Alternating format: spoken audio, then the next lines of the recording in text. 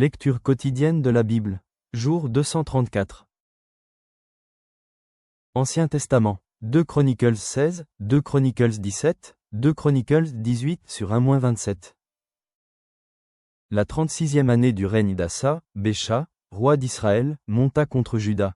Et il bâtit Rama, pour empêcher ceux d'Assa, roi de Juda, de sortir et d'entrer. Assa sortit de l'argent et de l'or des trésors de la maison de l'Éternel et de la maison du roi, et il envoya des messagers vers Ben-Hadad, roi de Syrie, qui habitait à Damas. Il lui fit dire, qu'il y ait une alliance entre moi et toi, comme il y en eut une entre mon père et ton père. Voici, je t'envoie de l'argent et de l'or. Va, romps ton alliance avec Bécha, roi d'Israël, afin qu'il s'éloigne de moi. Ben-Hadad écouta le roi Assa. Il envoya les chefs de son armée contre les villes d'Israël, et ils frappèrent Idjon, Dan, Abel-Maïm, et tous les magasins des villes de Nephtali. Lorsque Bécha l'apprit, il cessa de bâtir Rama et interrompit ses travaux. Le roi Assa occupa tout Juda à emporter les pierres et le bois que Bécha employait à la construction de Rama, et il s'en servit pour bâtir Géba et Mitzpa.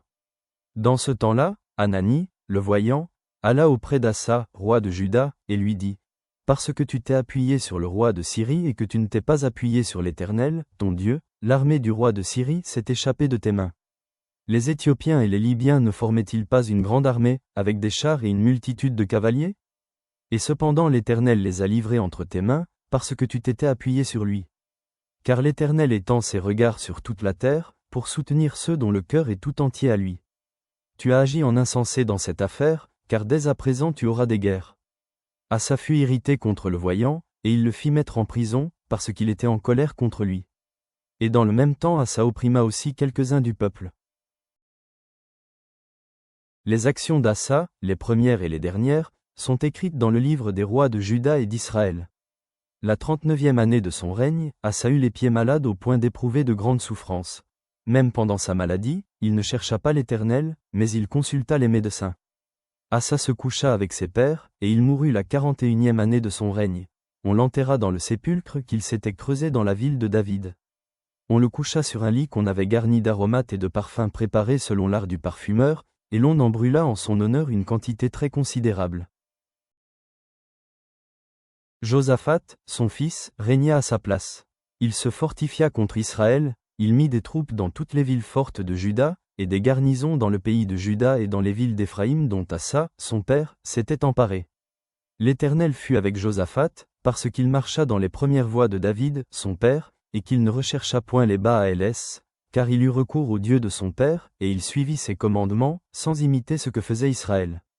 L'Éternel affermit la royauté entre les mains de Josaphat, à qui tout Juda apportait des présents, et qui eut en abondance des richesses et de la gloire. Son cœur grandit dans les voies de l'Éternel, et il fit encore disparaître de Juda les hauts lieux et les idoles. La 3e année de son règne, il chargea ses chefs Ben-Haïl, Abdias, Zacharie, Nethanel et Michée, d'aller enseigner dans les villes de Juda. Il envoya avec eux les Lévites Shemaïdja, Nethania, Zébadia, Asaël, Shemiramos, Jonathan, Adoniya, Tobia et Tob-Adoniya, Lévites, et les sacrificateurs Élischama et Joram. Ils enseignèrent dans Juda, ayant avec eux le livre de la loi de l'Éternel. Ils parcoururent toutes les villes de Juda, et ils enseignèrent parmi le peuple. La terreur de l'Éternel s'empara de tous les royaumes des pays qui environnaient Juda, et ils ne firent point la guerre à Josaphat. Des Philistins apportèrent à Josaphat des présents et un tribut en argent, et les Arabes lui amenèrent aussi du bétail, 7700 béliers et 7700 boucs. Josaphat s'élevait au plus haut degré de grandeur. Il bâtit en Juda des châteaux et des villes pour servir de magasins. Il fit exécuter beaucoup de travaux dans les villes de Juda, et il avait à Jérusalem de vaillants hommes pour soldats. Voici leur dénombrement, selon les maisons de leurs pères. De Juda, chef de milliers. Adna, le chef, avec 300 000 vaillants hommes. Et à ses côtés, Jochanan, le chef, avec 280 000 hommes. Et à ses côtés, Amazia, fils de Zikri, qui s'était volontairement consacré à l'Éternel, avec 200 000 vaillants hommes. De Benjamin, Eliada, vaillant homme, avec 200 000 hommes armés de l'arc et du bouclier, et à ses côtés, Zosabad, avec 180 000 hommes armés pour la guerre.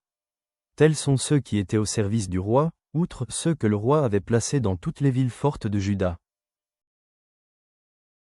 Josaphat eut en abondance des richesses et de la gloire, et il s'allia par mariage avec Achab.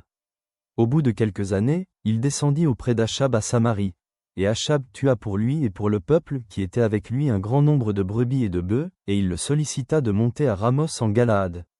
Achab, roi d'Israël, dit à Josaphat, roi de Juda, « Veux-tu venir avec moi à Ramos en Galaad » Josaphat lui répondit, « Moi comme toi, et mon peuple comme ton peuple, nous irons l'attaquer avec toi. » Puis Josaphat dit au roi d'Israël, « Consulte maintenant, je te prie, la parole de l'Éternel. » Le roi d'Israël assembla les prophètes, au nombre de 400, et leur dit, « Irons-nous attaquer Ramos en Galaad, ou dois-je y renoncer » Et ils répondirent, « Monte, et Dieu la livrera entre les mains du roi. » Mais Josaphat dit, « N'y a-t-il plus ici aucun prophète de l'Éternel, par qui nous puissions le consulter » Le roi d'Israël répondit à Josaphat, « Il y a encore un homme par qui l'on pourrait consulter l'Éternel. Mais je le hais, car il ne me prophétise rien de bon, il ne prophétise jamais que du mal. C'est Michée, fils de Jimla. » Et Josaphat dit, « Que le roi ne parle pas ainsi. » Alors le roi d'Israël appela un eunuque, et dit, « Fais venir tout de suite Michée, fils de Jimla. » Le roi d'Israël et Josaphat, roi de Juda, étaient assis chacun sur son trône, revêtus de leurs habits royaux. Ils étaient assis dans la place à l'entrée de la porte de Samarie. Et tous les prophètes prophétisaient devant eux.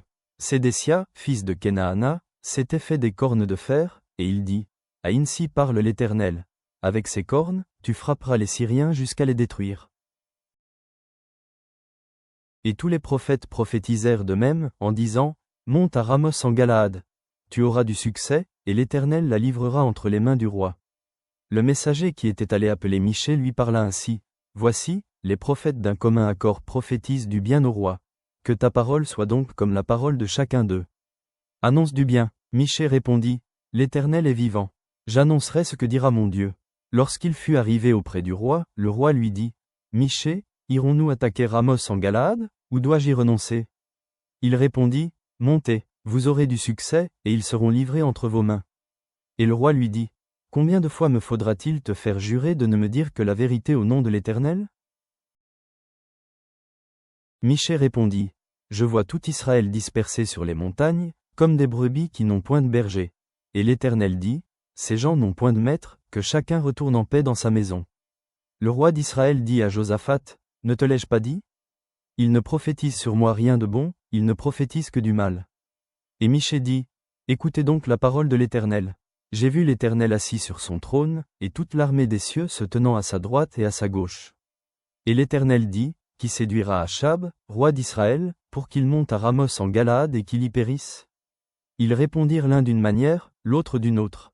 Et un esprit vint se présenter devant l'Éternel, et dit, « Moi, je le séduirai. » L'Éternel lui dit, « Comment ? » « Je sortirai, répondit-il, et je serai un esprit de mensonge dans la bouche de tous ses prophètes. » L'Éternel dit, « Tu le séduiras, et tu en viendras à bout. Sors, et fais ainsi.